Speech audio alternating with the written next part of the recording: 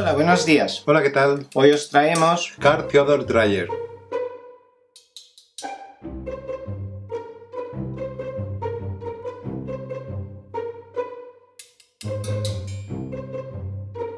Pauline Kael diría, el arte de Carl Dreyer comenzaría a desarrollarse justo en el punto en que la mayoría de los directores se dan por vencidos. Mi aprendizaje en el estudio Nordic Film en Copenhague duró 5 años y no creo que muchos hayan tenido una educación mejor. Después de todo, es de la rutina diaria de hacer películas que aprendes el oficio. Sus padres biológicos, Josephine Nilsson y Jan Christian Torp, su madre, servía en la granja de Jans Christian Torp en Suecia y él la repudiaría al enterarse que estaba embarazada. Las diferencias económicas y de clase existentes entre ambos harían imposible una relación más seria. Por tanto, Carl nacería como hijo ilegítimo. Además, su madre le abandonaría de inmediato en Dinamarca mientras regresase a Suecia. A consecuencia de ello, el niño terminaría en un orfanato y pasando sus primeros años en varios hogares de acogida hasta que en 1891 fuese acogido por la familia Dreyer con 2 años de edad. Su madre biológica parece ser que moriría a los pocos meses de que le adoptaran. Carl recibiría el nombre de su padre de adopción, Carl Theodor Dreyer. Contrariamente a la creencia popular, quizás alimentada por el hecho de que sus películas a menudo tratarían temas religiosos, Carl no recibiría una educación luterana especialmente estricta, sino que se criaría en un hogar de ideas modernas. En su tiempo libre, su padre adoptivo era un ávido fotógrafo y los Dreyer siempre votarían a los socialdemócratas daneses. Cuando le bautizasen, la razón más que religiosa sería cultural. Sin embargo, su infancia sería infeliz, no sintiendo el amor de sus padres adoptivos, especialmente de la madre, y añorando a su madre biológica, a quien nunca había conocido.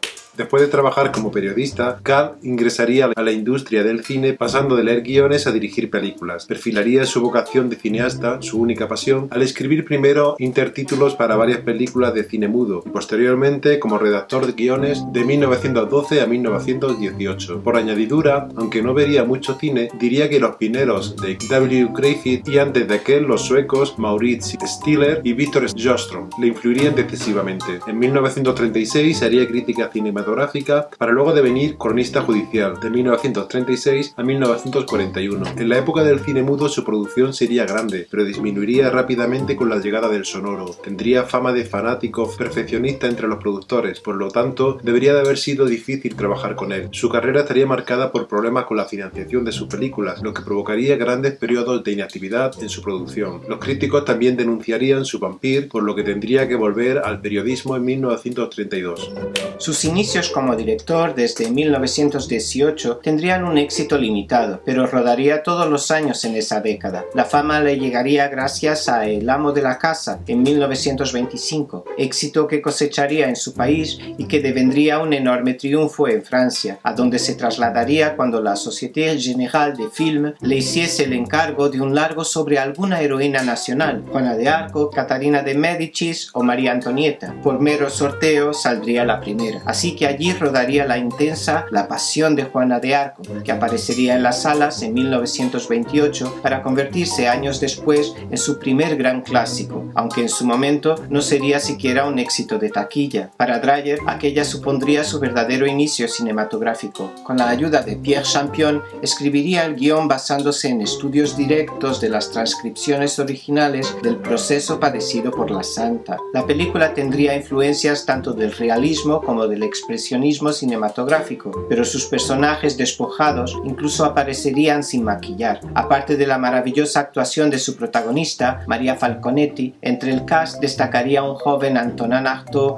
en el papel de hermano Jean Massieu. Los decorados blancos, a cargo del berlinés Hermann Worm, y toda la película rodada a base de primeros planos, bien como el hallazgo de la actriz Maria Falconetti, trabajada meticulosamente por el director en su genial interpretación, devendría una de las más metafísicas películas alguna vez realizadas, algo irrepetible. Las películas de Dreyer serían típicamente estudios lentos e intensos de la psicología humana, generalmente de personas que estuviesen atravesando crisis personales o religiosas extremas. Quizá por ello se le considere el mejor director que haya salido de Dinamarca. Dreyer, no obstante, en aquel momento no quería ser encasillado como místico y por eso su siguiente película, rodada por completo en decorados naturales, trataría de una bruja vampiro.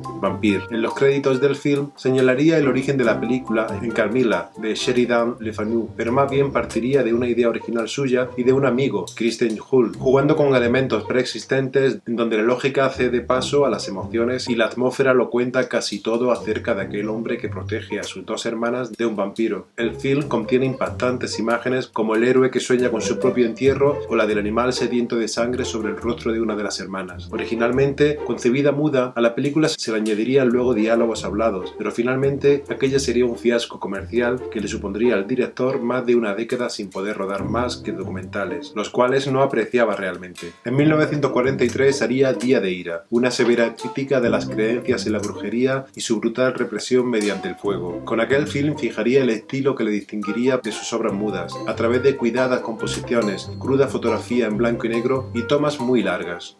Haría en Suecia la fallida Dos personas con actores no deseados. Si bien fuese una historia de gran interés dramático, terminaría pasando otro largo periodo sin rodar. Su oposición al nazismo y sus secuelas raciales le conducirían a un violento rechazo del medio que con la muerte de miles de judíos se habría quedado huérfano de verdaderos artistas. Entonces perfilaría un proyecto sobre la vida de Jesús que nunca realizaría y que tenía como objetivo esencial mostrar el carácter judío de aquel y arguir mediante la mejor bibliografía que su condena habría sido un asunto del poder romano que delegaba poderes locales en asuntos de justicia. Otros dos proyectos tampoco realizados serían Luz de Agosto de Faulkner y Medea, un guión que finalmente llevaría al cine Lars von Trier. En 1955 rodaría Ordet, basada en la obra de teatro homónima de Katj Munk. El proyecto se remontaba a 1920 y en ella se combinaría una fervorosa historia de amor con un examen sobre el destino. Le valdría el León de Oro en el Festival de Venecia en 1955.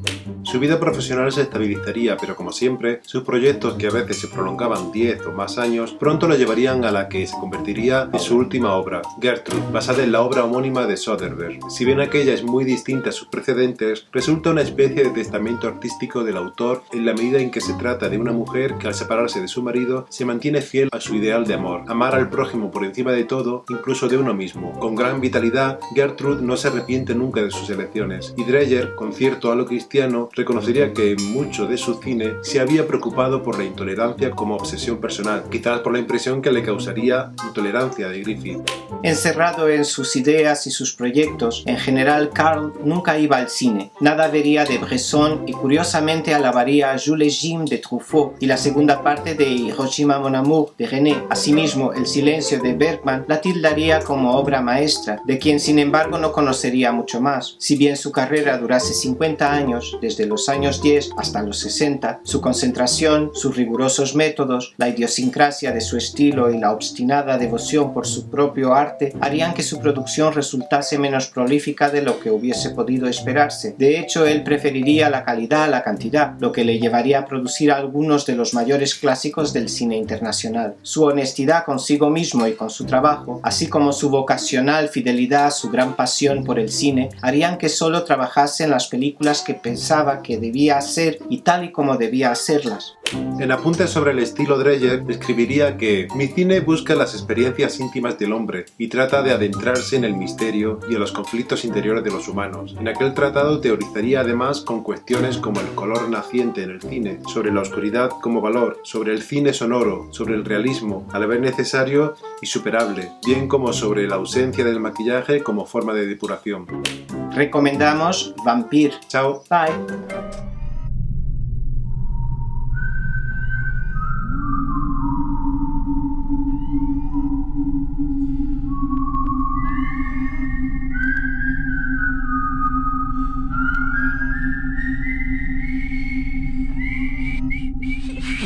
Yeah.